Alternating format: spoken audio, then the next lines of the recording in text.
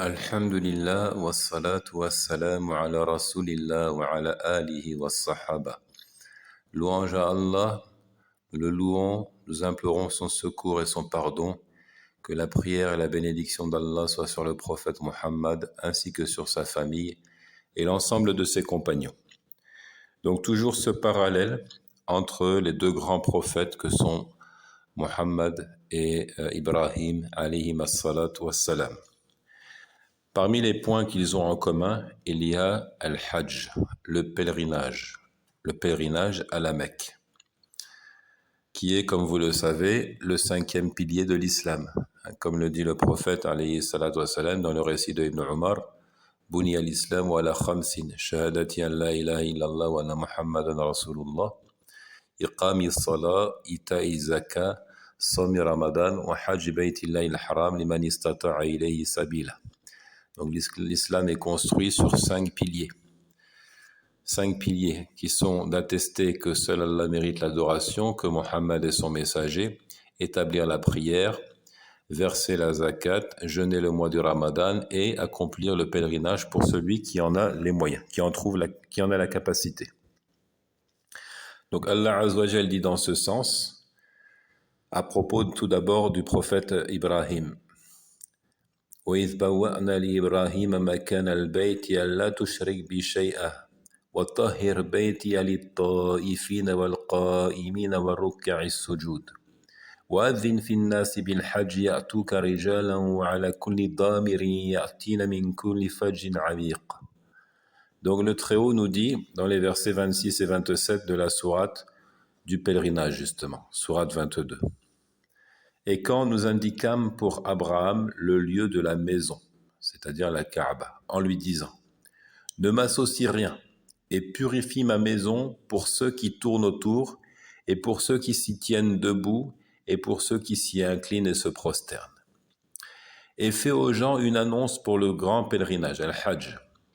Ils viendront vers toi à pied et aussi sur toute monture venant de tout chemin éloigné. » Donc c'est Ibrahim alayhi salatu wassalam qui a lancé l'appel, n'est-ce pas, au pèlerinage après avoir reconstruit la Kaaba en compagnie de son fils Ismaïl. Puis le prophète Mohammed alayhi salatu wassalam en son temps donc a eu à accomplir le pèlerinage dès que cela lui fut rendu possible, c'est-à-dire en l'an 10 de l'Hégire. Et d'ailleurs il ne l'a fait qu'une seule fois dans sa vie alayhi salatu wassalam. Qu'on a appelé Hajjatul Wada', le pèlerinage d'adieu. Donc Allah Azza wa Jal, à travers son livre, a prescrit le pèlerinage pour ceux qui suivent le prophète Mohammed alayhi salatu wassalam. Il dit dans le verset 96-97 de la sourate 3, Al-Imran, il dit Inna awwala baytin wudi'a lin-nasi lallazi bi Bakkata mubarakan wa huda lil 'alamin. فيه آيات بينات مقام إبراهيم ومن دخله كان آمنا ولله على الناس حج البيت من استطاع إليه سبيلا ومن كفر فإن الله غني عن العالمين. Donc la première maison qui a été édifiée pour les gens, c'est bien celle de Bakka, c'est-à-dire la Mecque.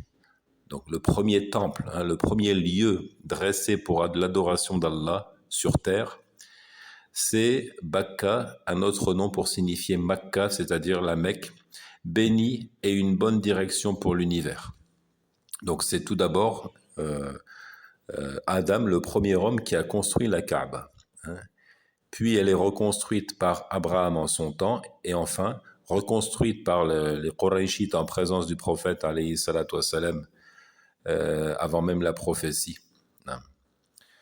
Donc la première maison qui a été édifiée pour les gens, c'est celle de Bakka, bénie et une bonne direction pour l'univers. Là sont des signes évidents, parmi lesquels l'endroit où Abraham s'est tenu debout. Vous savez qu'il y a aux alentours de la Kaaba, il y a l'empreinte du pied d'Abraham. Et quiconque y entre est en sécurité. Et c'est un devoir envers Allah pour les gens qui en ont les moyens d'aller faire le pèlerinage à la maison sacrée. Et quiconque ne croit pas, alors Allah se passe largement des mondes. Donc c'est un devoir envers Allah pour les gens qui en ont la capacité d'aller faire le pèlerinage. À travers ce verset, Allah a prescrit le pèlerinage pour ceux qui suivent le prophète Mohammed alayhi salatu wassalam.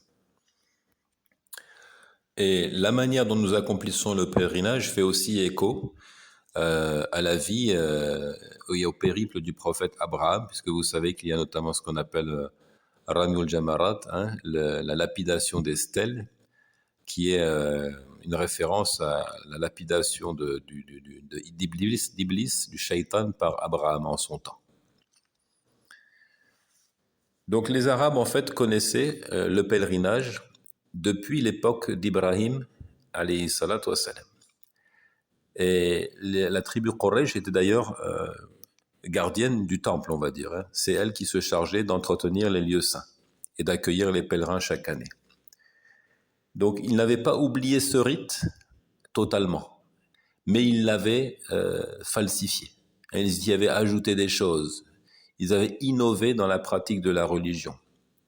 Et surtout, et avant tout, ils s'étaient égarés du dogme du monothéisme pur. Donc, c'était un héritage culturel, religieux. Ils faisaient le pèlerinage, mais pas de la manière qui avait été enseignée par le prophète Ibrahim et son fils Ismaïl. Et ils avaient falsifié les rites, comme nous allons le voir. Et surtout, j'insiste là-dessus, ils s'étaient éloignés du dogme du monothéisme pur, de sorte que leurs œuvres soient rendues vaines.